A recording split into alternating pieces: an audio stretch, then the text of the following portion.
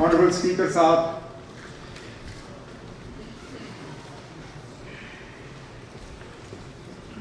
एक बहुत लंबे अरसे के बाद हाउस में इस तरह बोलने का मौका मिला। वज़ीर आला के तौर पर 2014 फरवरी मार्च के उस वक्त के गवर्नर साहब के खुतबे के बाद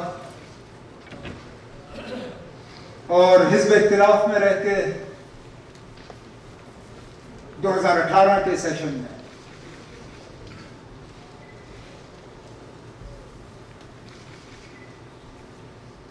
इन 6-6.5 साल के अरसे में इतना कुछ बदला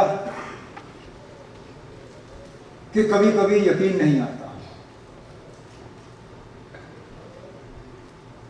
हमने इतना कुछ खोया है। कभी कभी तो मैं सोचता हूं कि हम कहां पे थे, आज कहां पे हैं, तो यकीन नहीं होता। जब मैं पिछली बार इस हाउस में खड़ा था, हम एक रियासत थे, हमारा अपना झंडा था,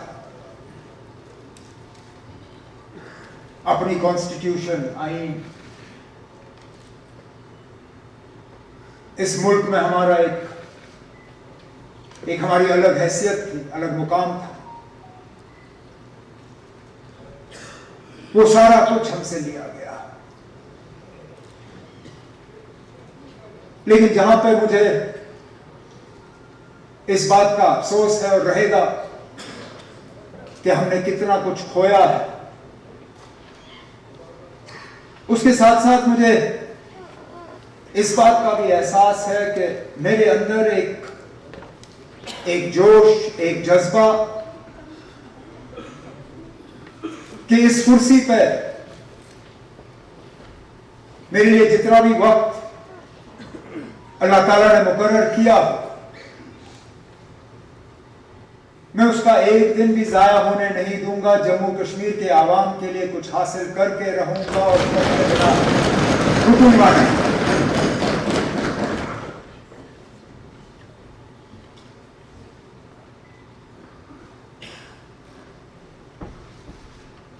ये पहला सेशन इस असेंबली का वक्त के लिहाज से काफी छोटा, लेकिन एजेंडा और अचीवमेंट्स के लिहाज से ऐतिहासिक, हिस्टोरिक।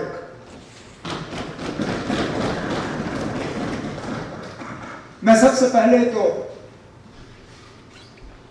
जम्मू कश्मीर के तमाम वोटरों का शुक्रगुजार हूं जिन्होंने बढ़ चढ़ के इस इलेक्शन में हिस्सा लिया, चाहे हमारे लिए वोट दिए, चाहे किसी और जमात के लिए वोट दिए, लेकिन आए, पोलिंग बूथ के बाहर खड़े हुए, लाइनों में खड़े रहे, अपने कीमती वोटों का इस्तेमाल किया, इस उम्मीद के साथ कि इस हाउस से उनके जज्बातों की तर्जुमानी होगी, उनको इस हाउस से अपनी आवाज सुनाई देगी, हम मेंबरों से उनके मसले और मसाइल का हल होते हुए वो देखना चाहेंगे। मैंने पहले दिन से कहा कि असेंबली जम्मू कश्मीर के आवाम की असेंबली है, यह हुकूमत जम्मू कश्मीर के लोगों की हुकूमत है। बेशक हम नेशनल कॉन्फ्रेंस वाले हैं, हमें सपोर्ट कांग्रेस का है, कुछ इंडिपेंडेंट एमएलएज हमारे साथ इसमें जुड़े हुए हैं, लेकिन यह हुकूमत सिर्फ हमारी नहीं है। यह हुकूमत सिर्फ उन लोगों की नहीं है जो इस असेंबली में मौजूद हैं। यह हुकूमत उन लोगों की भी है जिन्होंने असेंबली इंतखाबात में हिस्सा नहीं लिया या अपने वोट का इस्तेमाल नहीं किया। हमने हर किसी जम्मू कश्मीर के बाशिंदे की नुमाइंदगी करनी है, खिदमत करनी है। हम खिदमतगार हैं, मालिक वो हैं। उन्होंने अपना फैसला सुनाया और उनका फैसला हमारे सिर आंखों पे। हम चाहते थे कि जो ऑनरेबल लेफ्टिनेंट गवर्नर साहब की तरफ से अगले साल का एजेंडा रखा गया, हमारे मैनिफेस्टो के हवाले से, हमारे जो लोगों के साथ किए गए वादे हैं उसके हवाले से, उस पर बात हो। हम चाहते थे कि लेफ्टिनेंट गवर्नर साहब के खुतबे में जो खासकर कॉन्स्टिट्यूशनल सेफ गार्ड्स के हवाले से जो उन्होंने जिक्र किया, जो रेस्टोरेशन ऑफ स्टेटहुड के हवाले से जिक्र किया, मैं चाहता था कि उस तरफ जो हमारे ऑपोजिशन के मेंबरान हैं, मैं उनसे सुनना चाहता था कि चलिए कॉन्स्टिट्यूशनल सेफगार्ड्स उनको नहीं चाहिए, पता नहीं क्यों नहीं चाहते हैं वो। स्टेटहुड पे मैं उनसे सुनना चाहता था कि उनकी क्या सोच है, क्या इरादे हैं उनके। लेकिन बहस के बजाय यहां हमें ड्रामा तो देखने को मिला। कोई कुर्सी पे खड़ा, कोई टेबल पे खड़ा, कोई यहां हमारे रिपोर्टर्स के टेबल पे, तो कुछ ने तो सेक्रेटरी साहब के टेबल को भी नहीं छोड़ा। मैं अपनी जगह मान के चलता हूं कि वोटर इन चीजों को पसंद नहीं करता, और मेरा तजुर्बा रहा है कि हुकूमत के लिए सबसे आसान काम तब होता है जब हाउस में शोर होता है, क्योंकि हम जवाबदेह बनते नहीं हैं। मैं जब मरकज में वाजपेयी साहब की हुकूमत में वजीर था, मैं बेसब्री से उस दिन हाउस में शोर का इंतजार करता था जिस दिन मुझे सवाल के जवाब देने होते थे। हुकूमत के लिए शोर शराबा सबसे अच्छी चीज है, क्योंकि हमें फिर किसी चीज का जवाब नहीं देना होता। जिन लोगों ने शोर शराबा करके यहां से चले गए, वो तो अपनी जिम्मेदारी निभाने में फेल हुए। उनका काम था हमें जवाबदेह बनाना, हमसे कुछ अश्योरेंसेस हासिल करना, लेकिन चलिए नहीं किया। अब हमारे रेजोल्यूशन के हवाले से बात आती है।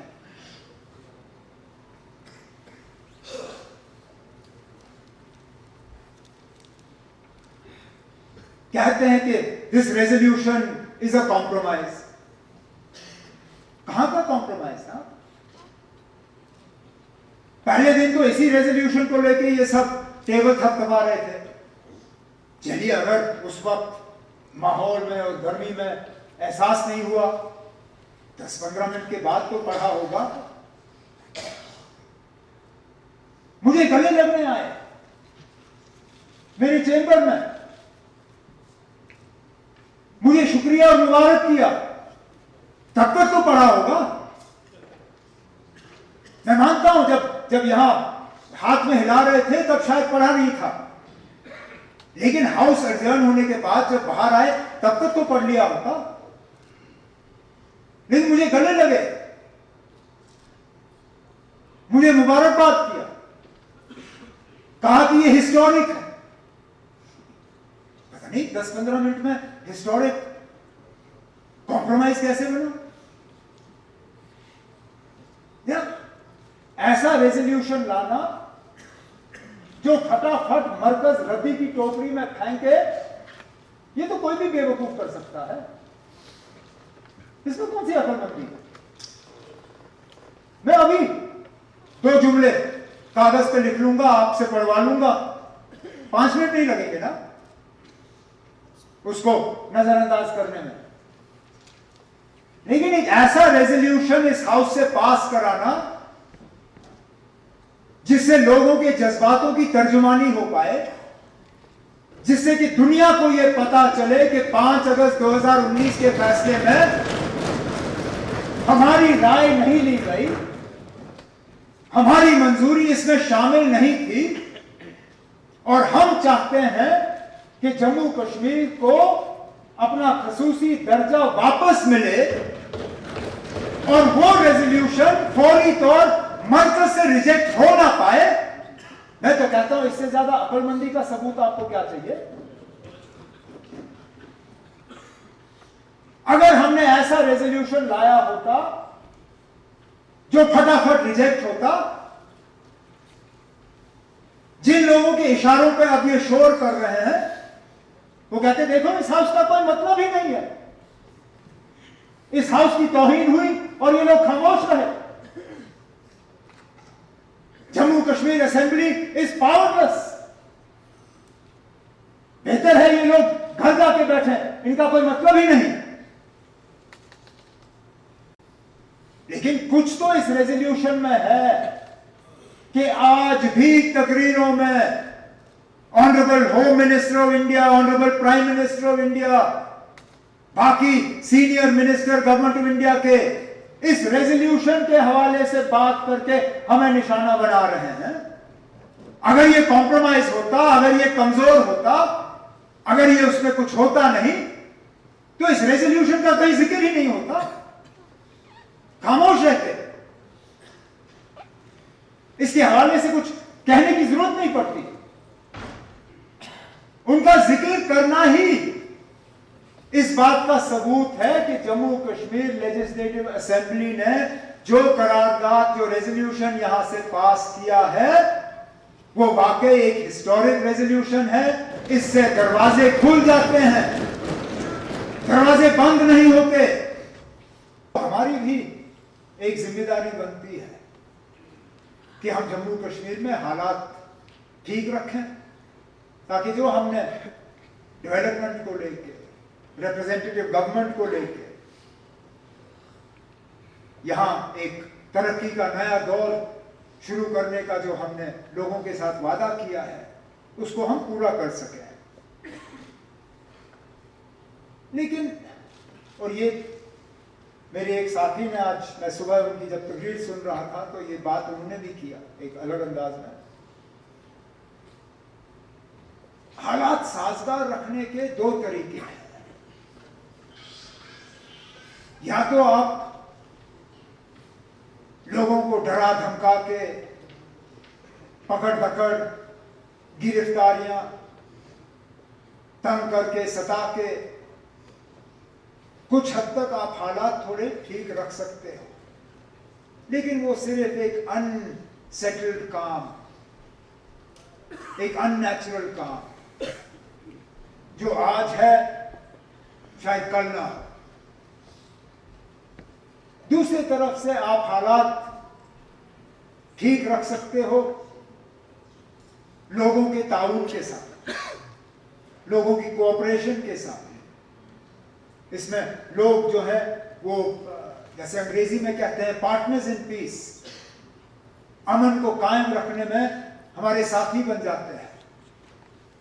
मैं जम्मू कश्मीर में वो दौर देखना चाहता हूं, और इस हवाले से कई सारे यहां ऑनरेबल मेंबरों ने अपनी तकरीरों में जिक्र किया।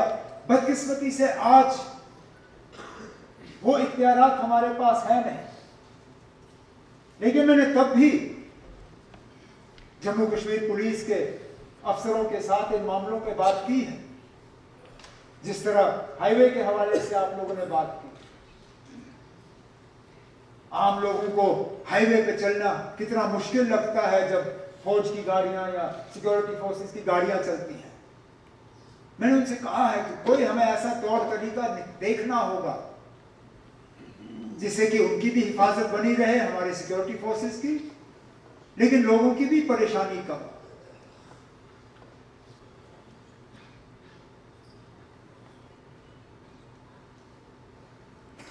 हमें इज्जत से रहने का हक है स्पीकर साहब। ये रियासत की मांग हम क्यों कर रहे हैं? क्योंकि आखिरकार हमारी शनाख्त, पहचान, हमारा वजूद, हमारा वकार, कहीं ना कहीं हमें लगा कि इन चीजों को जख्म पहुंचा और इन पे मरहम लगाने के लिए रियासत का दर्जा हासिल करना एक शुरुआत है। लेकिन इसके साथ साथ बाकी रियासतों की तरह हमारी जमीन पे हमारा अपना हक होना चाहिए, हमारे रोजगार पे हमारा अपना हक होना चाहिए, हमारी रिसोर्सेज पे हमारा अपना हक होना चाहिए। हमें बाहर के इन्वेस्टर से कोई गिला नहीं है, शौक से आइए, करिए इन्वेस्ट, लेकिन जो चीजें यहां के लोगों की मेहनत के नतीजा है, उनकी टैक्स का नतीजा है, जो हमने एसेट्स बनाए हैं, उनको हम बेचने के लिए तैयार नहीं है स्पीकर साहब। वो हम दूसरों के हवाले नहीं करेंगे। यहां कुछ लोगों को गलतफहमी है कि हम गुलमर्ग या पहलगाम बेचने वाले हैं। वो इस गलतफहमी से बाहर आए। हम अपने क्राउन जूल्स, अपने एसेट्स को बेचने के लिए तैयार नहीं है। आप बाहर से आके यहां इन्वेस्ट करना चाहें, नया बनाना चाहें, शौक से करिए। लेकिन अगर आपको यह लगता है कि हमारी बनाई हुई चीजें आप सस्ती कीमत पे खरीद के खुद अमीर हो जाएं और हमारे लोग जो है वो बेरोजगार बने, वो गरीब रहें, उस बात की इजाजत जो है हम कभी नहीं देंगे स्पीकर साहब, ये मैं आपको यकीन दिलाता हूं।